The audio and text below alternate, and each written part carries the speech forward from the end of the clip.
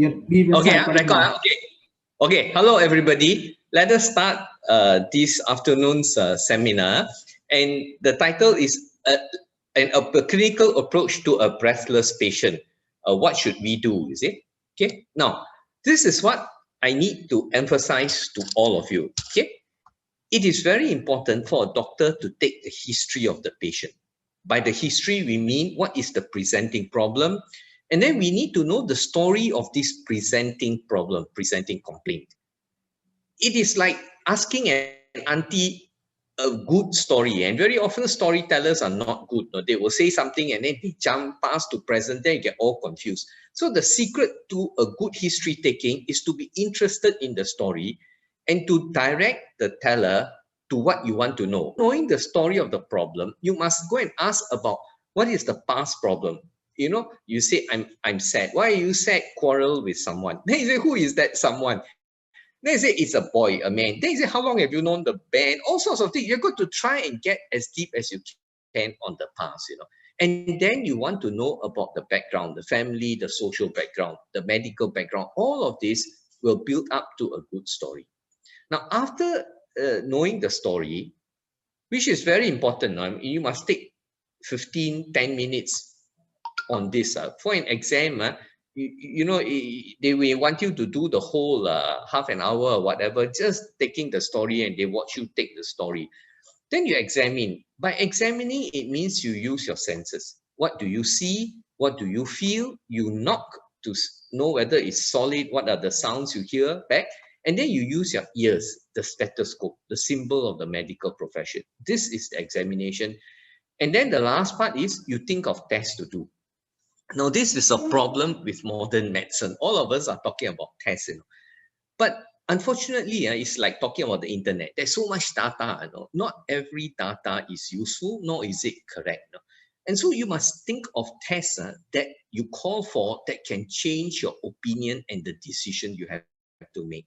So you only do tests that are relevant, and you form your opinion after the history and examination. So please remember, every test you do, you must look at the result. You don't do the test because it's there. You do the test to know more and to see what next you have to do and to see whether you're on the right track. And that's very important. So essentially, now, how do I move this away? How do I move this away? I can't move this away. I can't move the top away. Oh dear. Wait. Okay, you see, let me see. Can you tell me how to move the top part here? What do I do to leave? How do I do to leave the top part here? Because it's blocking me a bit. Anyway, for success in medical examination, that's what I want to say. For success, hide video panel. There you go. Oops, no, now I can't see you. Wait, give me a time. Hide floating controls. There you are. Okay, I've got it back. Anyway, I can't see you all now. You know, how do I see you all? Okay. Correct. Now let me see. So show video panel. Okay. Then I got to hide it again. Hide floating control. Okay. So there you are. Now, so for success in the medical examination, this is very important. So you want to get through your exam, you must spend enough time on the history. You must do a good examination, and then you will pass. And then you do investigation to get your distinction, to get a good pass. But this is very important. Now, it's more important than just the medical examination. For your success as a doctor, you must do this. You enjoy doing this, you can be a doctor. You don't enjoy doing this, then there are only certain specialties in medicine you have to pick up.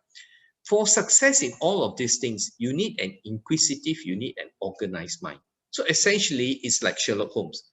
I don't know if you know, but Sherlock Holmes was written by Arthur Conan Doyle, and Arthur Conan Doyle was a doctor.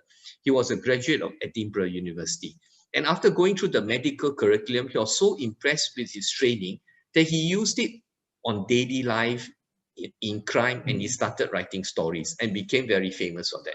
So essentially, Sherlock Holmes is the ultimate medical doctor going through the clinical process. So right, now we start. Now someone read. Who is going to read this? Please read these things. Today, hello. Today, Ms.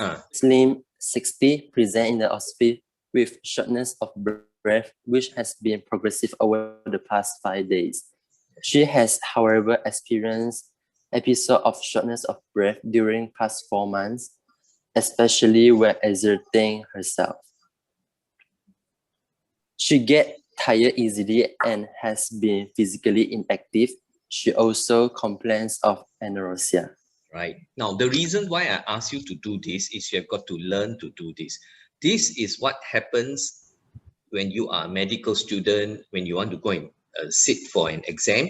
The examiner will expect you to say these things.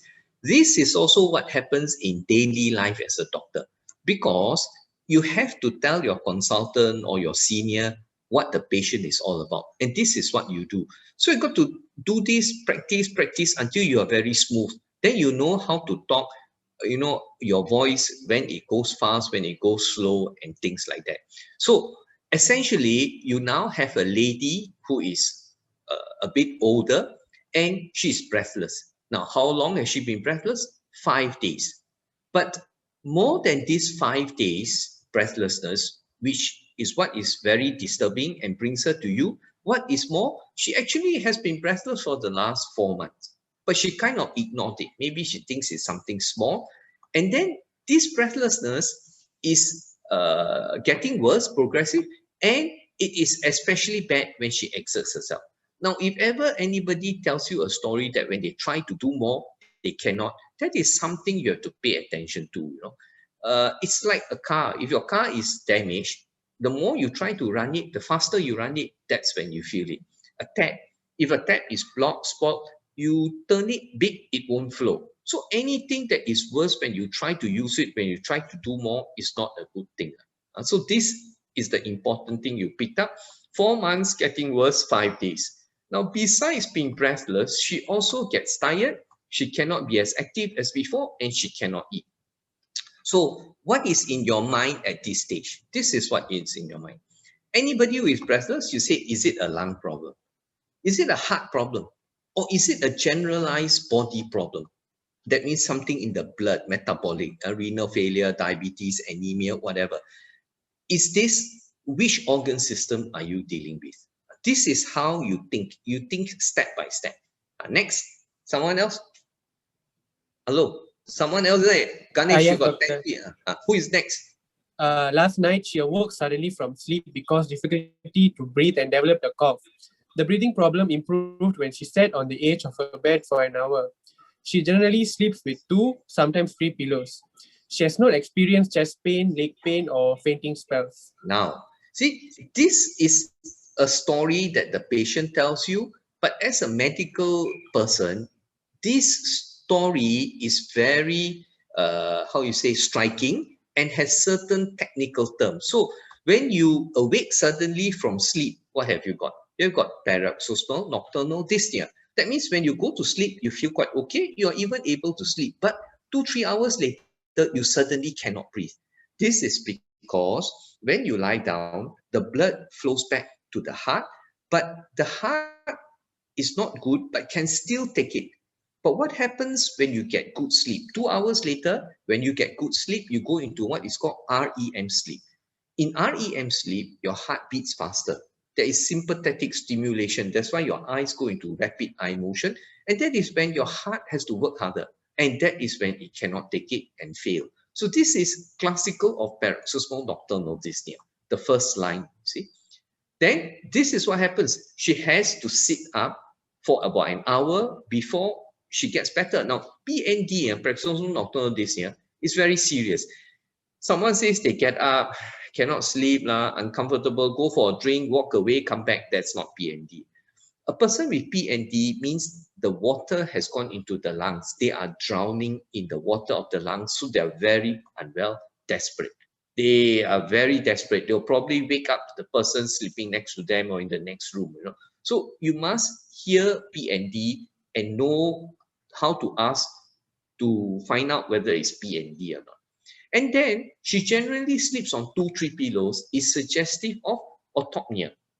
Now, autopnea is worse than PND because autopnea means the guy cannot lie down at all. See, in PND, they can lie down because the blood flows back, the heart can still take it. Only when the heart is strained in the middle of sleep that it cannot function. For autopnea, even lying down with the blood flowing back to the heart already is so weak, it can't take it. So they get breathless on lying down. That's autopnea. So she sometimes has autopnea. And then there are important negatives. She has no chest pain, leg pain, or fainting spells. Means they are telling you she has no angina. Angina is ischemia. They have no claudication, that's ischemia of the legs. And then fainting spells suggest that there's no serious irregular heartbeat. So what is the problem now hearing this part of the story? It clearly is congestive cardiac failure, mainly left heart failure. Now, left heart failure is when the blood flows back to the heart on the right side, but it's the left heart that cannot pump it out, so it floods the lungs. So this lady has a problem of left heart failure. Next. Oi, hello. You guys listening or not? Can you hear me? Isn't someone supposed to read? Doctor, I'll read, doctor. Are you reading? Okay. Then if you are there, someone who is here, anybody can read it, please. Excuse me, doctor, I'll read. I think I'll read. Read.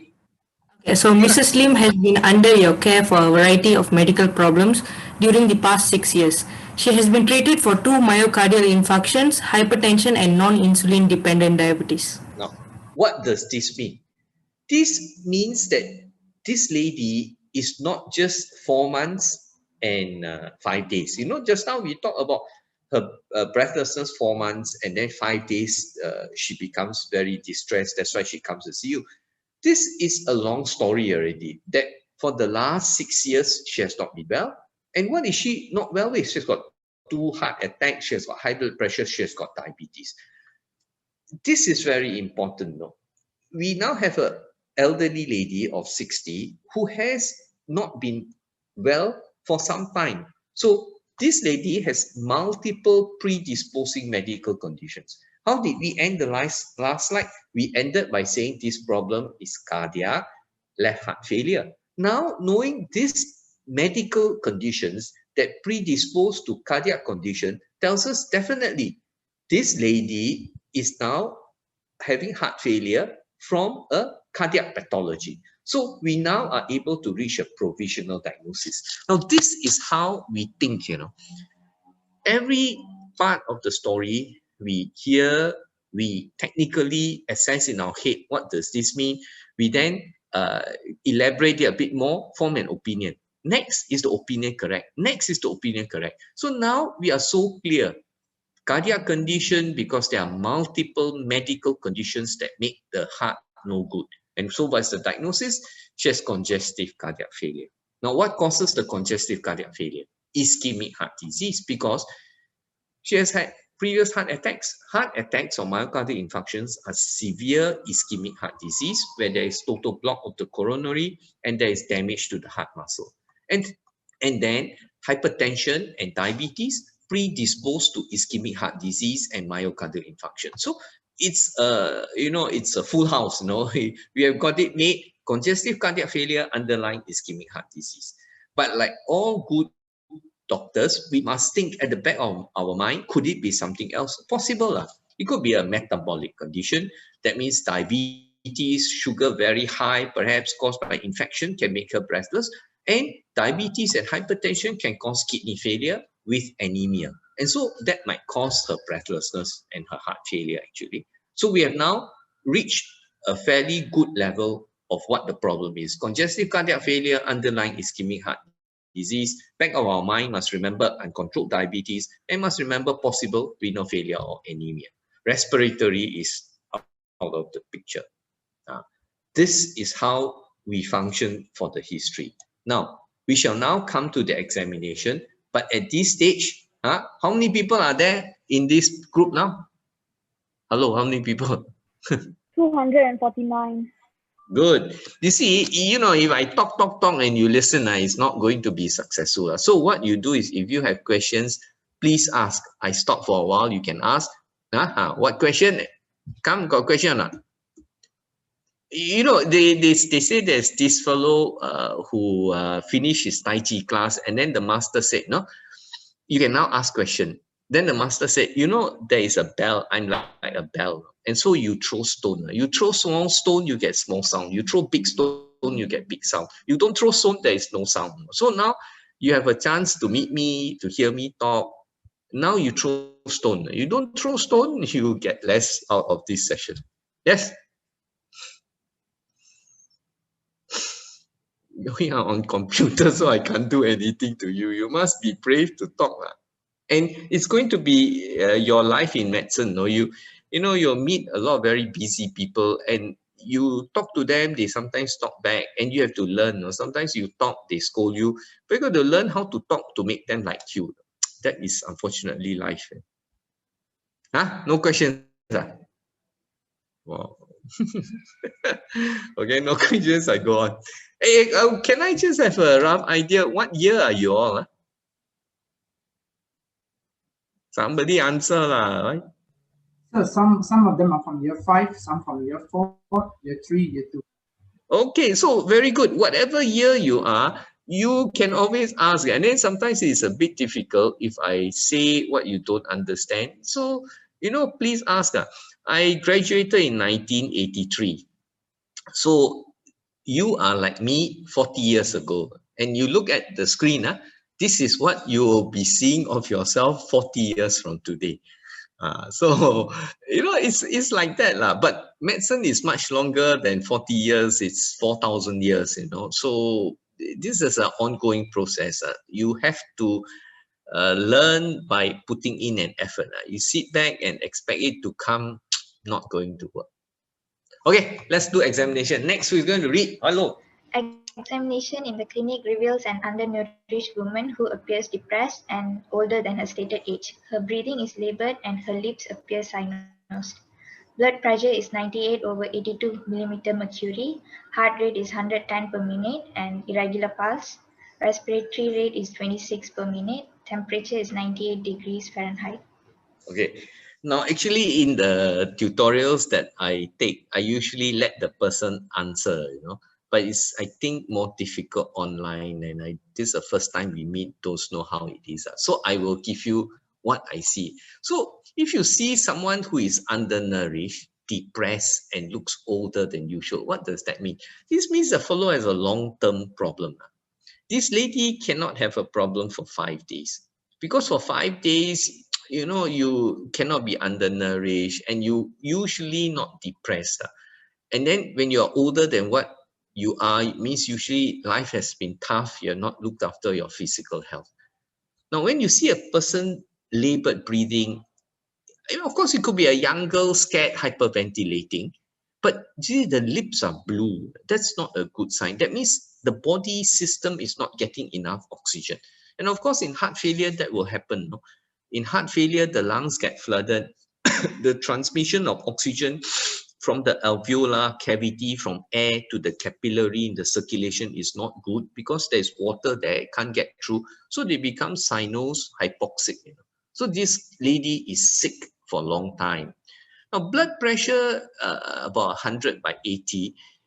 She is not desperately sick, but nor is she well, no, because it means blood pressure is actually not quite good. Usually a person who is distressed will have a higher blood pressure. So this lady doesn't look good when she comes with a blood pressure about 100. Either that or she has been on treatment, because all treatments lower blood pressure. So she may be taking some treatment and that's why the blood pressure is like that. No? And of course, the heart rate is 110. Normal is about 70. Again, indicating that she's quite distressed and the pulse is irregular. Now, that's bad news. That you see the show, this Wong Fei Hong, this Chinese physician, they touch your pulse and they know everything. It's quite true, You feel the pulse and it should be regular, it should be slow, it should be strong. A person of a blood pressure with a pulse pressure difference between systolic and diastolic of only about 20 will have a weak pulse. The strong or weak pulse depends on the pulse pressure, difference between systolic and diastolic. And on top of that, it is fast, indicating stress, and then not regular, meaning there's some disease. And you should go and ask and read, and whenever a pulse is irregular, you want to know whether it's irregularly irregular. That means totally irregular, which suggests atrial fibrillation, or is it basically regular with occasional irregularity, which suggests an ectopic, an extra beat. Means basically regular, then on and off you get just one irregular beat. That's indicative of ectopic beat. Okay. Now respiratory rate again 26 is fast. Normal about 18, 15, you know. And then she's febrile. Look, temperature is supposed to be 97, is it? I think so. Maybe mildly febrile. So what does this mean? She is moderately to severely ill. She's not mildly ill. This one, you must move fast. And if you are busy and if you don't know, you better tell nurse, call senior doctor, call someone more senior to help me out, because this lady is not well and has to be done. Something has to be done. You don't have hours. You may have minutes, maybe an hour, but you cannot waste time, spend half a day like that. No good. And you have to wonder, now you say there is heart failure, but is there infection present because of the temperature? Because of the temperature. Now, I think all of you would know of Sherlock Holmes, would know of Netflix. Can you please go and watch this Sherlock Holmes? If not on Netflix, you don't subscribe, go and watch YouTube, you know, because it's a very famous character and they're very nice things. And this is what he does. He looks at you and he makes conclusions, and he's very accurate because he's very observant. And when I was in medical school, year one, my professor of physiology, as we were about to sit for our exam, told us, you guys, if you want to prepare for an exam, go to the cinema this evening.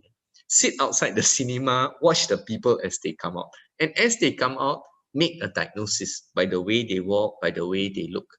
I won't forget that, because it's really very illuminative of what medicine is all about.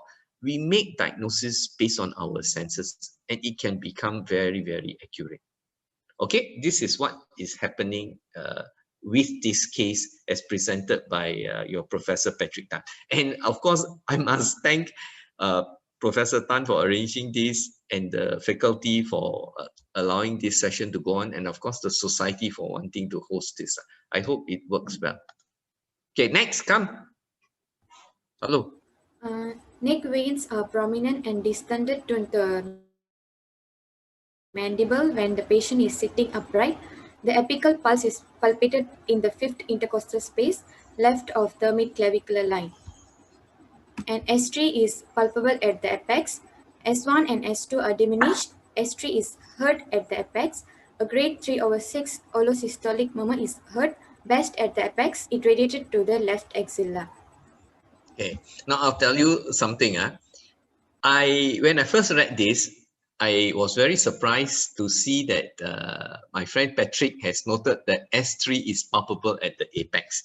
I am now 1983 to now, almost 40 years a doctor, 30 years cardiologist, but I have don't recall S3 being palpable. It's a sound you hear, not what you palpate. So what did I do? I Google it up. You see, I Google palpable heart sound. And to my surprise, it is true. You can have palpable first sound, palpable second sound, palpable third sound, and palpable fourth sound. So I learned something. And that's why I like these sessions, you know, because not only are you learning, I'm also learning with you. And it is always good. And the more interaction we have, the more we can learn. So S3 is palpable and can be palpable. Now, to appreciate these things, what do you mean by the neck veins are prominent and distended? It means the jugular venous pressure is elevated. This person probably has edema, and there's too much blood in the systemic system. There's right heart failure. So it will present as edema or ascites, and you see it as the distended jugular venous pressure. And you're going to learn to distinguish the jugular venous pressure from the carotid pulse. I have a little slide on it. So when the neck veins are prominent, it's very important. This lady has right heart failure. Now be very careful, and please, when you approach a patient, look at the neck. I had a patient that was talking to me in A&E. She was quite well, no? And then so what do we tell them? Lie down, let me go and get my BP stethoscope, call the nurse. The fellow lay down, and within 2 minutes, the fellow became very breathless, had to sit up, panting away. You know? That's because the fellow is in heart failure and is badly autotonic, cannot lie down. Lie down only, the blood flows back, go into heart failure. And had I been careful and looked at the neck, I would have seen that actually this fellow is going into bad heart failure. So I learned a lesson, and from now onwards, for all cardiac patients, A&E patients, I don't lie them flat. No. I elevate the bed at 45 degrees. When I tell them to lie down, I lie down at 45 degrees, and the neck is what I look for first, so that I do not miss a serious heart failure that can get into pulmonary edema. I hope you remember this story. Yeah? But this thing of telling patient, lie down, I come back 5 minutes time. If you go and pass urine or go toilet, this can be a tragic thing in an urgent setting. Always look at the neck at 45 degrees. That's the classical position to look for distended neck veins. By the time it's distended to the mandible, when sitting upright, is very distended and very severe jugular venous elevation. Apex speed shows whether there is cardiomegaly. Fifth left of the mid-clavicular line is enlarged heart. When the apex is displaced, it basically means there's enlarged heart. And when the S3 is palpable, it's abnormal. All heart sounds should not be palpable. S1 palpable, loud first heart sound, think of mitral stenosis. That's a classical one, I remember. But if S3 is palpable, and S3 is due to ventricular relaxation. See, first heart sound, look, when the heart pumps and the mitral valve closes, first heart sound. Then mitral valve close, then the ventricle opens so that blood flows in, and then it pumps out to the aortic valve, and then aortic valve close, second heart sound. So lup dup, lup dup. S3 is after the heart pumps out through the aorta, the aortic valve close, and then the ventricle opens. First, the mitral valve opens. There's no sound when it opens. Mitral valve open, ventricle fills. So that's diastole. So when S3 is heard during diastole, after the second heart sound, which is the aortic closing, and then when the ventricle pumps out through the aorta, the aortic valve closes, ventricle relaxes, mitral valve opens, blood flows in. As it fills, this is what causes S3. And if S3 can be palpated, it means the feeling is abnormal. And feeling is abnormal means ventricle is stiff or ventricle is hypertrophic. Something is quite wrong with the heart. That's why the S3 is palpable. Now, S1 and S2, I've just explained what they are, the first and second heart sound. And of course, if S3 is palpable, it must be audible. Sometimes in tachycardia, because of rapid feeling, the S3 can be heard. But in this case, when it's palpable, it means it's very abnormal. And then the grade 3/6 systolic murmur radiate to the axilla is trying to tell you this lady has mitral incompetence. So this is what it is, elevated jugular venous pressure showing right heart failure. The cardiomegaly, apex beat is displaced. So whenever there is a large heart cardiomegaly, there are only two things. Is it volume that it becomes big, or is it muscle? If a chap is goes to gym, he does a lot of aerobic, he's very fit, like the long distance runner. His heart is bigger volume, or if he's a weightlifter, then the heart is of thick muscle. You look at the long distance runner, marathon fellow, he's always very thin, but he got a lot of volume, you see, that's why he can last long time. And you look at the weightlifter, they are not thin, but they are very muscular. So when the heart is big, it's either a volume problem or a muscle problem. And a palpable third heart sound is due to mitral regurgitation, because in mitral regurgitation, there is a volume overload, and so the feeling is too fast. You Google it up and you will find that a palpable third heart sound is due to abnormal ventricular feeling. A third heart sound is due to abnormal ventricular feeling, and if it becomes palpable, it means two conditions: severe mitral incompetence or left ventricular failure. And the way he describes grade 3/6 radiating to the axilla, the mitral incompetence is not mild, it's significant. So this is what you have, and all these physical findings strongly supports the diagnosis of heart failure, both left and right. Now, I put this up, look up in the universal gigantic online library. So, are these good times or bad times? You guys are doing medicine when we have 3,000-5,000 doctors every year, to pay money to do the course. This difficult time to be doctor or what? During my days, if I don't know something, I must go to the library. Now, if the library is poorly stocked, I can't find it. I have books, but they may not have the thing, you see. And how many books can you have How many books can you afford? Now you guys have a gigantic online library. You just go into the net, you Google, and you come out. It comes out. No? Like, what is the third heart sound? What is the first heart sound? Okay, wards are closed. You can't go to the wards. What can you do? YouTube it up lah. You can hear the sound and all. No? So, are these the best of times or are these the worst of times? That's the beginning of A Tale of Two Cities by Charles Dickens. He says, what? This is the worst of times and these are the best of times. This Thomas Friedman, a New York Times reporter, wrote a book titled The World is Flat.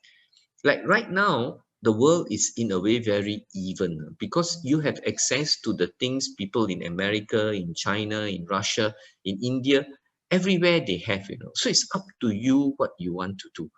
The potential is limitless, but so are the problems. That's why it's the best of times and it's the worst of times. But please use the resources available to you, and it can be the best of times.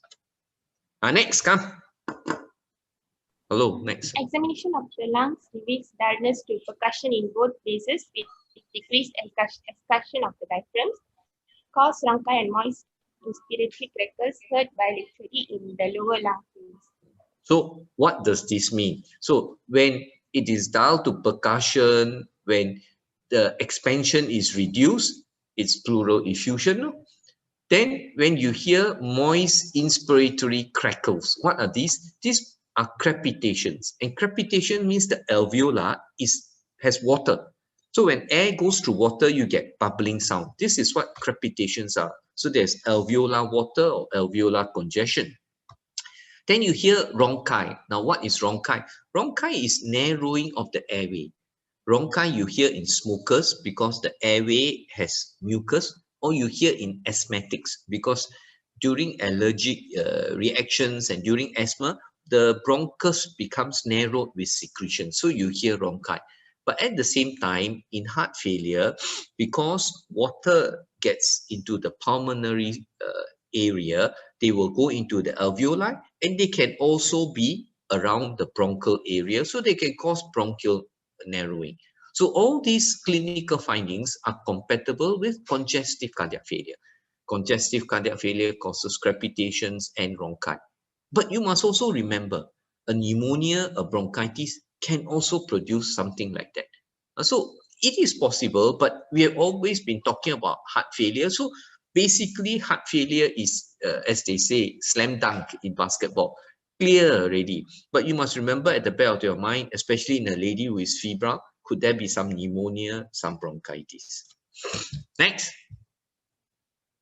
Examination of the abdomen. The anterior wall is round and soft. The liver edge is palpable and tender. The spleen is not palpable. Examination of the extremities reveal diminished peripheral pulses. There's a pitting edema of both lower extremities. Right. Now, what does this mean? You see, if the abdomen is soft, he's trying to tell you there is no infective process in the abdomen, that there is no cholecystitis. A gallstone cholecystitis can precipitate heart failure. There is no severe ascites because it will be distended heart with fluid. So he's trying to tell you that liver edge is palpable and tender. What is he trying to say? There is liver congestion. So this is not just a simple left ventricular failure. There's both left and right ventricular failure. What about spleen not palpable? Is that important? Yes. There's no severe sepsis. There's no portal hypertension. Now, if there is a liver disease, portal hypertension, the spleen should be palpable. Severe sepsis, bacterial endocarditis, the spleen will be palpable. All these not present. Now, what about diminished peripheral pulses? This means peripheral vascular disease, that the circulation to the lower limbs are blocked. Now, this is very common because the circulation is universal. Blood flows to the head, to the heart, to the legs. So when a part of it is blocked, the heart is blocked, the head can be blocked, they can have stroke, and the lower limbs can be blocked. That's why the lower limb pulses are less. And then finally, there's pitting edema. Why pitting edema? Because right heart failure. That's why right heart failure, that's why liver enlarged and congested, and that's why jugular venous pressure elevated. So essentially, this man has hepatomegaly and peripheral edema showing right heart failure. There's also peripheral vascular disease, as is very reasonable for someone who is diabetic and hypertensive with a previous heart attack, and no bacterial endocarditis or portal hypertension. So you can see that every part of the clinical workup has a meaning to it, and your mind works that way. Every time you read, you hear, it's working. What's the problem? What's the problem? Next, now investigation. Come. We see the hemoglobin shows 16.4 grams per deciliter. The hematocrit is 40%. Leukocyte count is 84,000 per millicube with normal differential count. The platelet count is 290,000 per millicube. Okay, generally this is all normal, you see. This is about all normal. But what else do you need? Well, you need the erythrocyte sedimentation rate. ESR is very important test to know whether there's some infection or inflammation going on, both of which can lead to heart failure, precipitate the heart failure. You need cardiac enzymes or troponin to know if there's an ongoing heart attack. And this is heart failure. In heart failure, the thing you must do now is the BNP, B-natriuretic peptide, because it is elevated even if people do not have symptoms of heart failure, and it can show severity of heart failure. And looking at normal leukocyte and platelet count, there is no severe infective process. So the temperature mildly elevated, probably not important. Next. Come. Hello. Doctor? Yeah, Yes. the glucose level is 112 milligrams per deciliter upon non-fasting state. The blood urea nitrogen is 33 milligram per deciliter. Creatinine 1.6 milligram per deciliter. Sodium 132 milliequivalents per liter. Chloride 93 milliequivalents per liter. Potassium 4 milliequivalents per liter. Bicarbonate 23 milliequivalents per liter. Total bilirubin 1.9 grams per deciliter. Direct bilirubin 0.3 milligrams per deciliter. Total protein 5.8 milligrams per deciliter. Albumin 3.1 grams per deciliter. Urine specific gravity 1.032. 1 plus protein and hyaline class present. Okay. Now glucose. This lady is diabetic. Glucose of this is obviously can be normal, can be abnormal, but you need more tests. You need A1C. A1C will tell you if it's say above 6.5 is diabetic. If it's above 7, not great control. Then you need more when you have more time, proper fasting sugar and 2-hour postprandial. Fasting sugar, normal people should be less than 6. 2-hour postprandial, normal should be 2-hour postprandial, normal should be less than 8. Diabetes fasting is more than 7. 2-hour postprandial is more than 11 for diabetes. And the conversion from your 100 over to 6, 7 and all is by a factor of 18. So you need proper tests to know more. And with this kind of a renal profile, there's mild renal impairment, a slight elevation of the creatinine and blood urea nitrogen. Look at the sodium, a bit low, not too low, but maybe she's on some diuretic. That's why it's low, because you need to get rid of the water. And when you get rid of water, you get rid of salt also. And then look at the liver function, maybe mildly elevated bilirubin, but you really need the liver enzyme, alanine and aspartate transferase and alkaline phosphatase. And for the urine, there is protein in the urine suggesting diabetic nephropathy. But you also need microscopy to look at cells. Is there some red blood cell which can occur in diabetic nephropathy, but also in urine tract infection? Diabetes are very prone to infection. Is there mild urine tract infection? You need to know. Next. Hello. X-ray mark prominence of the pulmonary vascular shadows, bilateral pleural effusions, increased haziness and decreased radiolucency of the lung parenchyma, bilateral, and increased transverse diameter of the heart. All right. Now, if you can, go and please look at the video in my YouTube about my CCF lecture, because I showed pictures of X-ray abnormalities. This is heart failure. There's clear-cut, prominent vascular shadow, pleural effusion, haziness, you know, and enlarged heart. So there's CCF. Now the thing about it is there's no localized abnormality. It's bilateral, basis, central. So it's heart failure. There's no active pneumonia. You know, and this I teach you is a secret. You know, we are all supposed to be specialists in our field. So when you do an X-ray, the specialist is the radiologist. And as young doctors, after doing X-ray, you must, you know, corner down the radiologist and squeeze him for an answer, yes or no. Is there pneumonia? And most people will tell you maybe, can be, but the good one will tell you unlikely. No pneumonia. So these are the things you want to get and you want to learn. No? Yes or no. Too many people hedge their bets. I know that I have to take a stand. I take the stand, it may be wrong, and I will learn. But if I don't make a stand, I cannot learn. So you also need an ECG, and you need to know whether there's myocardial ischemia.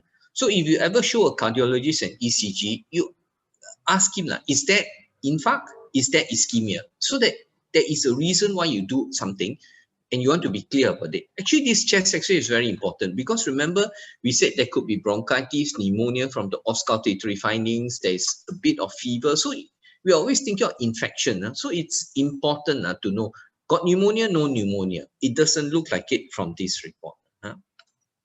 Okay, and then I will now finish up by telling you, as we approach a patient with heart failure, it's very important to get good symptoms, look at the signs, and remember two things. There's always an underlying cause and a precipitating cause.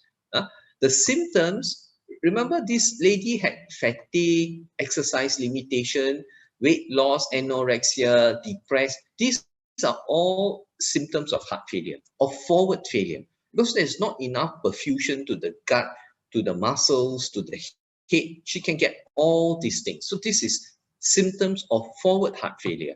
And then you can cough, you can become dyspneic on exertion, because these are symptoms of congestion, of backward failure. The left heart fails, there's congestion before the heart, as in the pulmonary area, and that's why you get dyspnea on exertion and cough. Orthopnea, because the heart can't pump out the extra blood when you lie down. Paroxysmal nocturnal dyspnea, because you strain your heart in the middle of sleep, 2 to 3 hours into sleep, and the heart can't take it. You get it congested. That's why you get this. Peripheral edema due to right heart failure. And you can have abdominal distension, hepatomegaly, and then even ascites from right heart failure. And the signs, of course, they will have a tachycardia. It may be irregular. And like I said, if it's irregularly irregular atrial fibrillation, or basically regular with some irregularities, and that's the ectopic beat. And then you have to know about pulsus alternans, which I'll show something afterwards. It's one big, one small, one big, one small. Edema or elevated JVP shows right heart failure. You feel for cardiomegaly, that's the heart is enlarged, volume overload or muscle hypertrophy. You look for sternotomy scar, previous surgery, bypass, perhaps valve replacement. You listen for third heart sound. Listen for murmur. That can be the main problem, or that can be secondary to cardiac dilatation.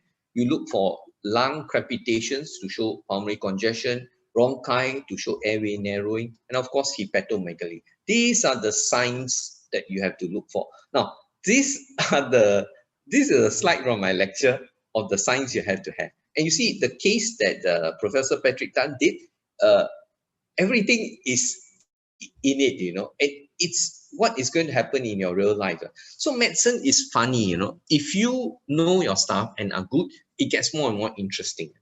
If you don't know your stuff, it's very stressful and distressing because you don't know where you are, you know. And like Sherlock Holmes and the police inspector. Police inspector don't know anything, life not so nice. Sherlock Holmes knows everything. So if you do medicine, try to be Sherlock Holmes. Now, if you don't like these things, then I will tell you a little bit of story afterwards. This is pulsus alternans. You see, when you feel a pulse strong or weak, it depends on what you call the pulse pressure. Difference between systole and diastole. The pulse pressure gives the volume that you feel at the pulse, the radial pulse.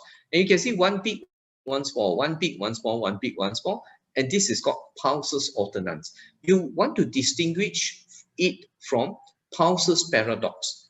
Pulsus paradox means the volume gets smaller when you breathe in. So it is indicative of lung disease. When they breathe in, the volume drops. When they breathe out, the volume goes bigger. That's called pulsus paradox. So you have to time it, tell them to breathe in, and in fact, as they breathe in, a few beats will be smaller.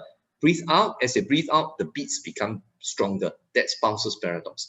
Alternance, whatever you do, one big, one small, one big, one small. So you got to time it to try and distinguish the two. And then, of course, the jugular venous pressure, very important. Like I said, lie them down at 45 degrees, look at the neck, and you learn to distinguish the pulsation of the external of the jugular vein from the carotid. Carotid is single pulse. It's a arterial collection, pulsation, single, strong, and you can feel it, you know. The jugular venous is double pulsation, and it's venous, so you can't quite feel it, and it's occludable. Put your finger at the bottom of the neck, and the jugular venous pulse will disappear, you know. And then, of course, you want to try and look for the internal jugular because it's less easily compressed. Sometimes muscle things can compress the external jugular and give you a wrong idea. Now, there is a look at this, 10th December 2020. On the 10th of December 2020, in the famous New England Journal of Medicine, they did a video on examination of the neck veins. Such a simple, basic thing, and the journal found it important to produce a video to educate people about examination of jugular venous pressure. Something you all learned, and I'm sure the editors learned as a medical student. This is a perennial tool, you know, a tool that is useful for generations and for centuries. So remember, in heart failure, there's always an underlying cause. Is it hypertension by itself, ischemic heart disease, heart muscle problem, inherited like cardiomyopathy, infective, toxic like myocarditis? Is it arrhythmia giving rise to as the heart, a problem giving rise to heart failure, a valve problem, something they are born with, infiltrative muscular disease? Is it due to cytotoxic drugs? Due to analgesics, alcohol, due to hypoventilation, lung disease. Lung disease can cause heart failure, obesity, and metabolic conditions. Anemia, thyrotoxicosis can cause heart failure. And then, of course, what precipitates it? The precipitating cause. They don't take medicine, they eat too much, suddenly become hypertensive, they get a heart attack, acute active ischemia, some valve become infected, sudden arrhythmia, infection, very important. They take medicine that precipitate the heart failure, drink too much, don't do dialysis, and other things. So underlying cause, precipitating cause. So remember, when you see a patient, is heart failure present? How severe is it? What is the underlying cause? What is the precipitating cause? And with this, I end this now and then ask you for questions. Come. Got any question? Doctor, I have a question. Yes. So regarding heart diseases, how is a patient with history of smoking significant? Oh, smoking very significant because number one, smoking is one of the most common underlying risk factor for ischemic heart disease. If you smoke over decades, the arteries of the heart tend to narrow. And narrowing of the arteries of the heart reduces blood flow to the heart, causes weak heart, causes heart attacks. Smoking leads to that. So smoking is very important as a cause, underlying risk factor for coronary artery disease. Number two, smoking leads to lung disease. When you have lung disease, you don't get enough oxygen. When you don't get enough oxygen, your heart muscles also don't get enough oxygen. So lung disease, hypoxia worsens myocardial function, can lead to heart failure. So very important. Smoking, very bad. Nothing good about smoking. Next. Doctor, I have a follow-up question. Can we say the same thing for vaping? Can say what? what? Can I say the same thing for vaping? Because a lot of people are vaping nowadays instead of smoking. What safety for? I can't hear your what? Doctor, I'll type it in the chat box for you, please. Yes. Well, no, okay, now this one I don't know how to see, you know. Hello, can you all, I can't hear what she's trying to say. She said about vaping. Vaping, doctor. What waiting? Spell it out. The electronic Vaping. Oh, vaping. V-A-P-I-N-G. Okay. Vaping no good. Okay, vaping no good. Why vaping no good? The best is don't do anything. You see, when you vape, you are also putting into your chest, into your nose, and into your lungs. No good, no? Firstly, people put a lot of things inside, no? These people like to smoke, like to try things. So that people who smoke, then smoke cannabis. People who vape, put things in, they put a lot of things, and then they become very sick, pneumonia, and can die. They put some of the things they put, it may not be the actual thing. They put cannabis, but it's the oil, The oil then gets sucked into the lungs and they get into a lot of trouble. So, and then if you take in smoke, nicotine, in whatever way, vaping, pumping, patching, is never as good as if you are free. So, it's not good. Any form of this kind of thing is not good. Difficult to give up, but not good. You go and Google about it. Vaping quite interesting. A lot of new diseases was found from vaping. Because this oil goes into the lungs, and suddenly they find young people come with bad pneumonia and things. So it's bad news, vaping. Okay, next. Doctor, I have a question. So Yeah. I want to ask if there is many methods or manual that augment S3 to be palpable. Augment what? Augment artery. S3. What do you about? S3. Huh? S3. Oh, S3. S3. Okay, no, okay. Now you no need to augment because S3 may be normal, may be abnormal. In the tachycardia, the feeling is very fast. You can hear S3. That means anemia, you can, excitement, you can. So no need to augment one. All you know is that there is a third heart sound. And sometimes S3, very hard to tell whether it's S4, especially it's fast. You see, it's like that. Lup, dup, dup. Lup, dup is S1, S2, dup. S3 is closer to S2. Lup, dup, dup, lup, dup, dup, lup, dup, dup. That's S3. S4 is top, dup, dup, top, dup, dup, top, dup, dup, top, dup, dup. It's before the fourth. So not easy to hear. Go Google and try and listen. And then if you can hear that there are three sounds, you're very good already. It is only one part of your clinical assessment. So don't take one part too seriously and concentrate on it. And then sometimes people present as there's a gallop rhythm. Like that. So don't go and augment all these things. Yes, next.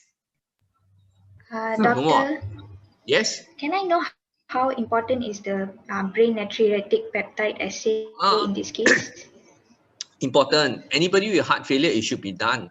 The problem is, it's I think not widely done in the Ministry of Health because we are not that rich a country, and it's elevated, and sometimes it's elevated even in healthy people. Healthy in the sense that they have heart failure, but they don't know. So there's some form of stress and strain. So the BNP will be high, but he doesn't feel it. You see. So it's important to do. You read the books, they'll tell you. And if it's high, even when he's well and discharged, it's not so good a prognosis as if it has normalized. So the answer is theoretically very important. Practically, maybe we don't do it so much. I don't do it, for example. I think ministry doesn't do it. Not that I don't do it all the time. I don't do it because it's not cheap, you see. Something like that. Yes. Next. Good afternoon. Doctor, I'm so sorry. Yes. Never mind. Okay. Doctor, in your slides just now about the precipitating cause for the heart failure, the last cause is alcohol withdrawal. May I know how is it become the precipitating cause? Because very stressful. You give up alcohol. Now, for a guy who is used to alcohol, give up is very stressful. Just like for a smoker, you tell him to give up, it's like a drug addict. Now, why does a person smoke? A person smokes because it gives pleasure. And after smoking, the body gets used to the nicotine. So it becomes a physical dependence. When you stop a smoker or alcohol fellow, the physical dependence takes about 2 weeks to go away. So for 2 weeks, they'll be bad, like a drug addict. They'll like have running nose, feel out of sorts. So 2 weeks, there's physical reaction. And of course, you're under more stress when your body physically used to something is deprived of that. So there's a physical stress for 2 weeks. Now, these 2 weeks, most people can overcome. 2 weeks is a short time. MCO, 2 weeks, we can all do it. But what happens? It becomes prolonged. That one got problems. See, so the reason why a smoker has stopped and then come again is because of personality and habit, lifestyle. So they smoke because they smoke during certain times when they are stressed, when they go toilet, when the wife next too much, the husband goes out to see girlfriend. I don't know. Then they start smoking. Is it? So it is a lifestyle problem. Or when friends smoke, or when friends drink, then they drink. So there are two parts to this addiction problem. One is the physical part, but the other is the lifestyle part. And that's why drug addiction, you cannot stop it. That's why, I don't know if you know, but I was in the courts in the first MCO and I didn't know the rules and all, and I got not nice experience. But when I went to the courts, almost everybody was drug addict, drug addict. So it's very difficult because they keep going back. Why do they go back? It's personality, it's lifestyle. It's very difficult problem. Yes, next question, yes. Yes, I want to ask about That was not drug addict. I got walking home after going to the park and then got into trouble. Yes, next. Okay, so I want to ask about the current situation about COVID-19. I want to ask, how can a patient who has heart disease have higher mortality if he or she gets COVID-19? Okay, COVID-19 is an infection. No? In any infection, the weaker your body is, the worse you are. No? So no need to talk about COVID-19. Simple urine tract infection, simple diarrhea. If your kidney is weak or your heart is weak, you can get into a lot of trouble. I have a patient with heart failure, and what got him into a lot of trouble? He got into septic shock. Why? Diarrhea. Because when he got diarrhea, his volume dropped. Then he keep taking his medicine. He become hypotensive. When he become hypotensive, he go into kidney failure.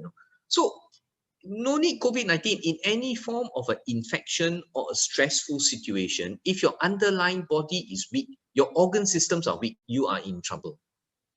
So this is bad news. It's not just COVID, COVID is just one of many that we have gone through. In my time, I saw SARS, and then we had H1N1, and this is the third one in my 40 years as a doctor. And the last one, H1N1, was quite dramatic. There was a nurse, a male nurse, who is quite plump and he plays volleyball. He's very strong. He play volleyball better than I. He can spike better and he's big size. But you see, he got H1N1. And obesity is a risk factor. They can't breathe. When you're obese, your abdomen is huge and you can't expand the chest as well as a thin person. So he died of H1N1. Poor fellow, he just got married. So it's not just COVID. It's any respiratory condition, any disease. When your body is not healthy, it does badly. Okay? And then COVID is a very funny disease. If you want to go and listen to my tips on COVID, and they are asking me next week to do another one, you can ask Ganesh, and I ask this guy, my friend, if he will invite you. This COVID causes an immune reaction. The body senses the virus and then produces antibodies that attack other part of you. And it is a common cause of heart attack and strokes. In fact, COVID is almost considered a cardiovascular condition because a myocardial infarction is very common. And then post-COVID, they get myocarditis, So it's a very funny disease, and certainly not everything is known. It's COVID is very interesting. It's almost an autoimmune infective condition. Okay, next. I have another question also. It's my own. Okay. So I want to ask regarding the YouTube videos, right, that you put up, and you said about ACEIS, the drug, is better than ARBS. Yes. For heart failure, yes. For what I knew is ARB is better than ACEIS because of they messes with the bradykinin mechanism and also the drive cough stuff. Okay. So why is that so? Yeah, of course I'm right. Okay, let me explain. Wait, let me explain to you. Okay, ARBs are invented after ACE. And the reason why they were invented is because ACE caused cough. And ACE caused cough because of what you just described, the bradykinin thing.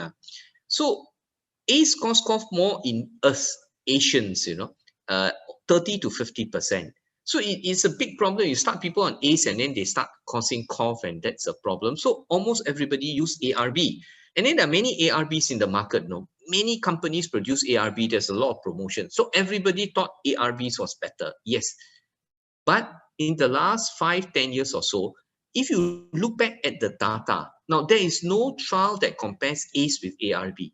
But if you look at the ACE trials, that means ACE placebo and ARB placebo, you find that the reports of adverse events in the ACE placebo is lower. That the ACE placebo trial produced less heart attack, less heart failure, less stroke, less death than the ARB placebo trial. And this is something I personally went to do with GH people and with Penang Medical College people. We produced a paper that looked at 6 ACE trials, 6 ARB trials and 4 ACE trials. Clearly, the ACE trials were less cardiovascular events, were better for the patient than the ARB trials. But there's no comparison, ACE versus ARB. There's no such trial. So this is a fine point that I mentioned because I think most people will accept it. And even in the clinical guidelines now by Malaysian societies, they mention it. Even in the hypertensive guidelines, they mention it. Use ACE first, and if they can't tolerate, use ARB. Okay. Yes. Okay, thank you very much. Thank you. Thank you. Any points? Any point? Yes, sir. Okay. Yes, come. Very good. So, come. What is the immediate treatment for this patient if he comes to the emergency room, sir? Can I know that, please? This one diuretic. Okay, treatment is a long story lah. Treatment diuretic, get rid of the fluid. This lady is breathless. You have to use diuretic, get rid of the fluid.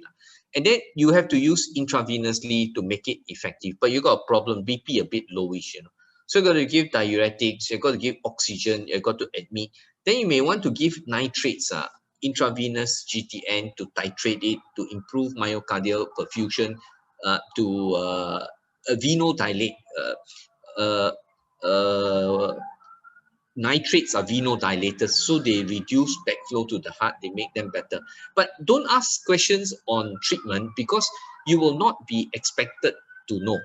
And you will learn as you practice. Because right now you have to pass exam, so that's one thing you have to all think about. I do exams for people, I do final years, and I do MRCP exams. So you want to pass exam, right? And treatment is not an important part of what you should be into now. Yes. Anything else? Okay, if not, come, I want to do this. Hey, how do I? Okay, I close it. Okay, so now this is a real problem. We do real problem. How do I go back? Now I can't go back. How do I go back? Why? I can't go back. What this is? Okay. Anyway, my first slide said, is medicine a good profession today? And this is from the MMA, and you can see overwork, unhealthy, dangerous environment. Can't hear me? No, that was some time ago. Can you all hear me? Yes, okay. That was some time ago. Okay, so you are all overworked, you are unhealthy now, COVID everywhere, unfair pay, some of you get contracts, some of you permanent staff, not same pay, a contract don't know get or not, people bully you, you got all sorts of problems.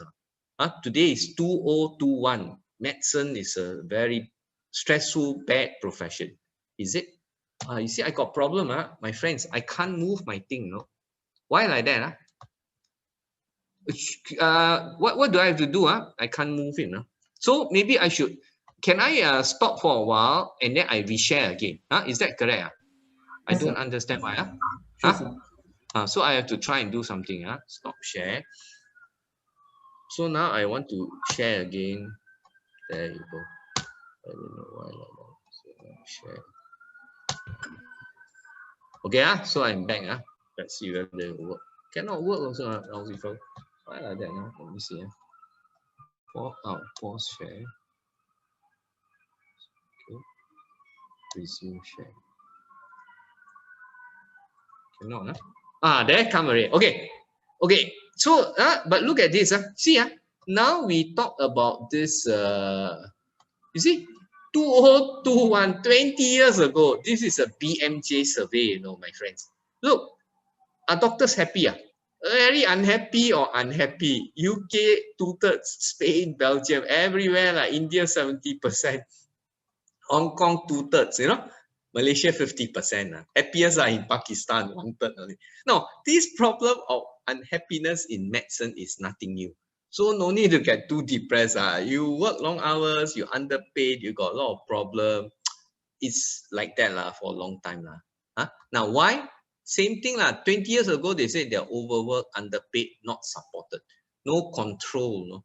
Then society lost its way, Whether you want to say government, politician, or whosoever, lost its way. And then you are the ones now at the front line. And then, media scolding us. I see politicians are a problem. Health service, no good. Status dropping. So, we doctors face a lot of difficulty and can be very unhappy.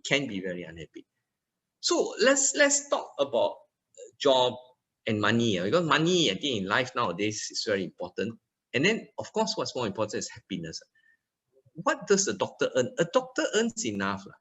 You compare yourself with a teacher, with an accountant, you will be comfortable, you will be secure, but you cannot match those in certain professions. You cannot match the businessman. You cannot match the share trader. You cannot match the financial analyst. Why? Because we have to spend time to earn our money. Even you're a great surgeon, there's only 24 hours and you can't operate the whole day. So you must understand, you can earn enough, but you cannot earn a lot. So if you want to earn a lot, medicine is not for you. I think that's the first important thing. I've gone through 83 and now almost 40 years. Have I enough? I have enough. I stay in comfortable place. But to stay in comfortable house, I drive Proton. I drive the good Proton, the X70. So it's like that one, but we have enough. More than enough compared to a lot of my friends, more than enough. But are there friends who are wealthier than I? Of course. And my patients wealthier than I? Of course. So you must position yourself to know what you are in for. You want money? Please, I think, go into financial line. That one, or go into business. The business or medicine, that one maybe can earn a lot of money. So this one, no. Now, we always say we are overworked. Like today, I'm working, But you look at me today, I don't think you think I'm working. You see, obviously, I'm quite happy talking to you all, trying to make your life happier. You have to change the pain of work to the pleasure of action. You must learn to like medicine. That means when the patient tells you a story, you're interested to know more. You're interested to know about the patient. You're interested to make a change, to try and do something good in this world. Then you can change it to pleasure. Then it no longer becomes work. And Warren Buffett is an investor, very famous one. He wrote a book. The title of the book is Tap Dancing to Work. Dancing to work. Is that every day if you wake up and you go to work, it's like you are going to dance like that. And that is the job you should look for. This guy, for some, playing share market is so stressful, looking for business. For him, it's his joy and pleasure. And he's now close to 90 and still going, So you must change pain to pressure. Now, how not to be overworked? You see, it requires perseverance. So you change it to pleasure.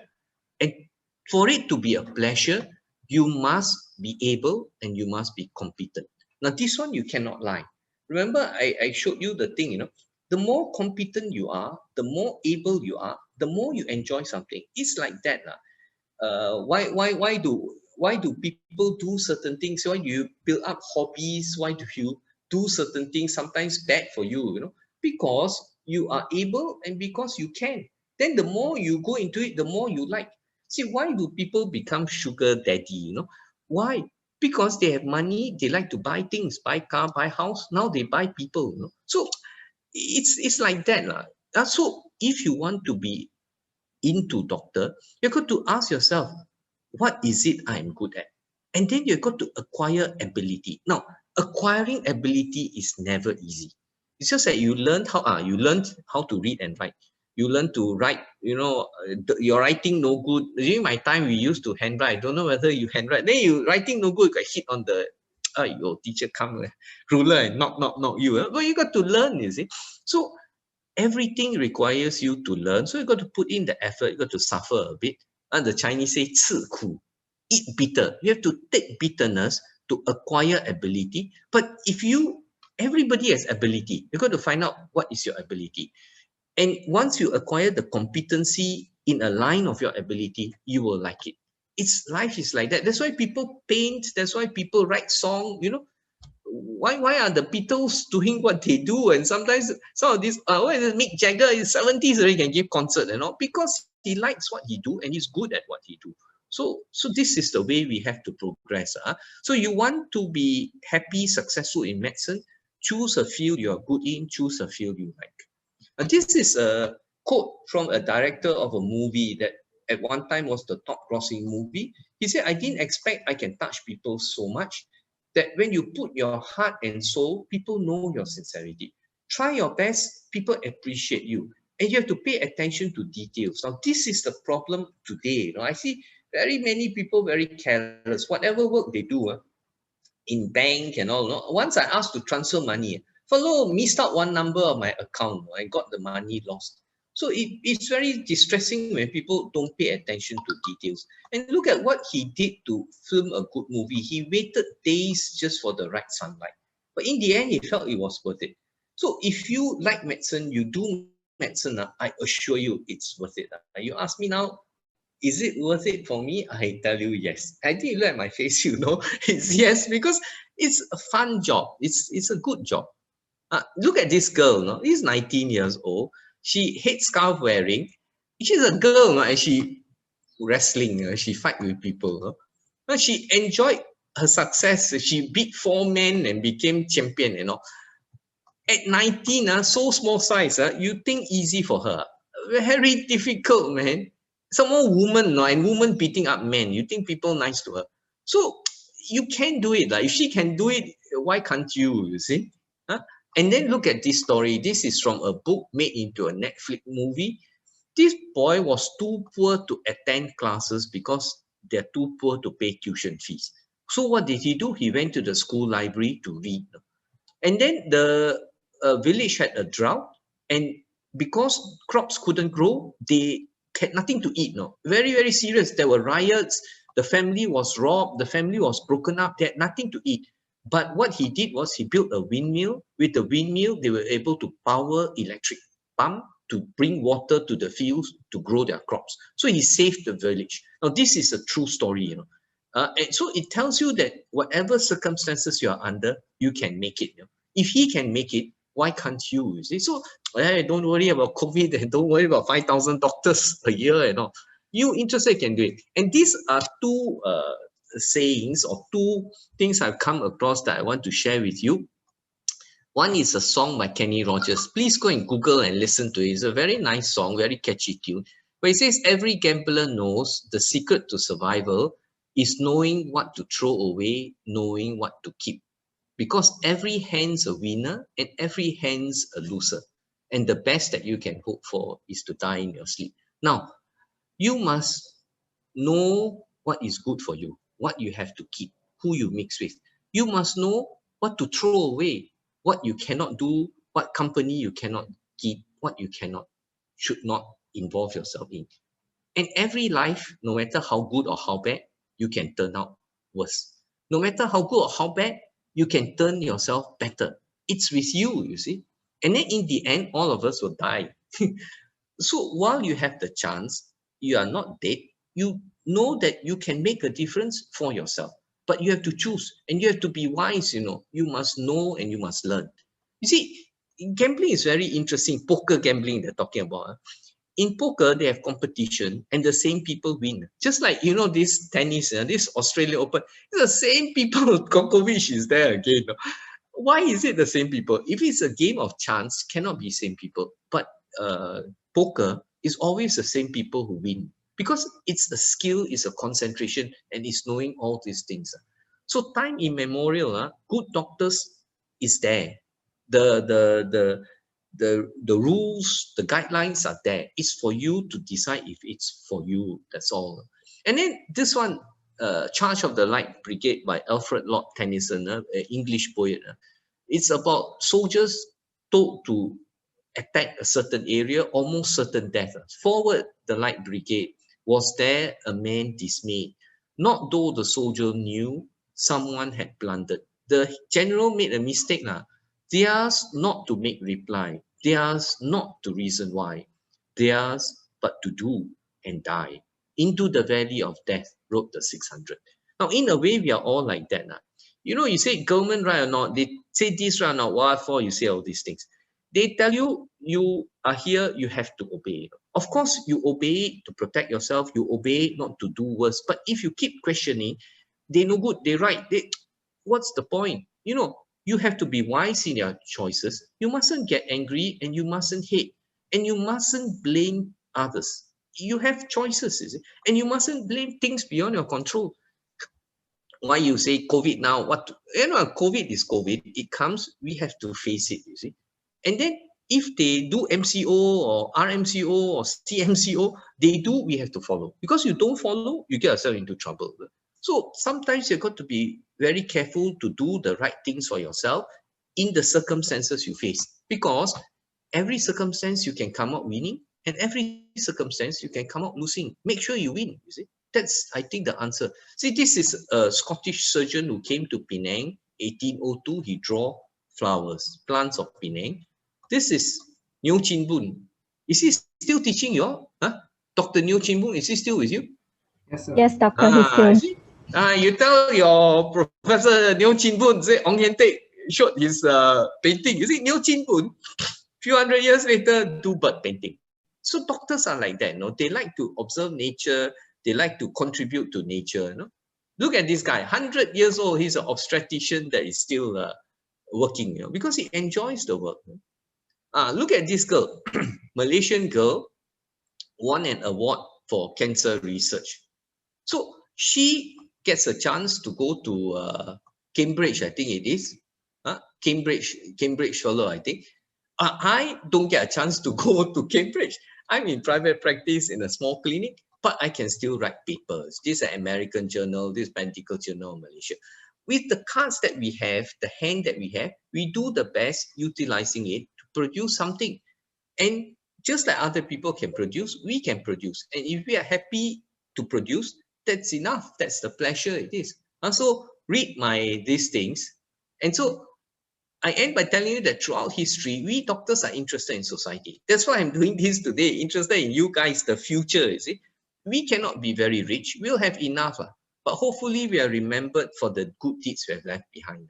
And is medicine good? I think yes. If you like it, it's very good because you got adequate material life. You got a good name, you know. You are the good guy. You are fighting COVID disease. You are the good guy. You know, if you are a politician or a lawyer, there's always the other side. You this party, that party say you bad guy. That one becomes very debatable. And every day what we do is meaningful, it's helpful for those who need us, you know. So medicine is very, very wide in its options. Now, if you decide you like medicine, then you can always go into one area. Is it clinical medicine where you practice as specialist or practice to look after family? You don't like people, there's still public health.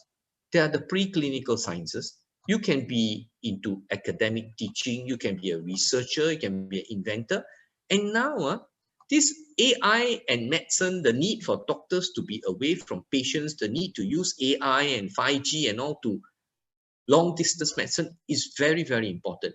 You see, the latest vaccine is mRNA using gene manipulation. They have now used it for cancer. A report just came out. What about stem cell? What about targeted therapy where they try and change your gene to change your disease? You know, all these are very, very new things, important, that you people can go into. You can be an administrator, run the Ministry of Health as well as it should be run. You can do that, you know. You can be a medical entrepreneur, make a lot of money from medicine, and you can be like Dr. Mahathir. You can be like the medical advisor of the Prime Minister now, this doctor who was from Mercy Malaysia. Because of Mercy Malaysia, she found her calling and her fame. So it is very, very wide in what you can do. But whatever you do, you must be able. You must be competent and you must love it. Then only you can be successful. And if you find that your ability, your competency and your love is not in medicine, then I think you have to move away. When you move away, it's between you and your people, but it's not fair to yourself that you do something for the next 30, 40 years, a line that you do not like. But if you like, as I like, medicine is very good. And you know, if you like to eat char kway teow, cook char kway teow, you set up char kway teow store.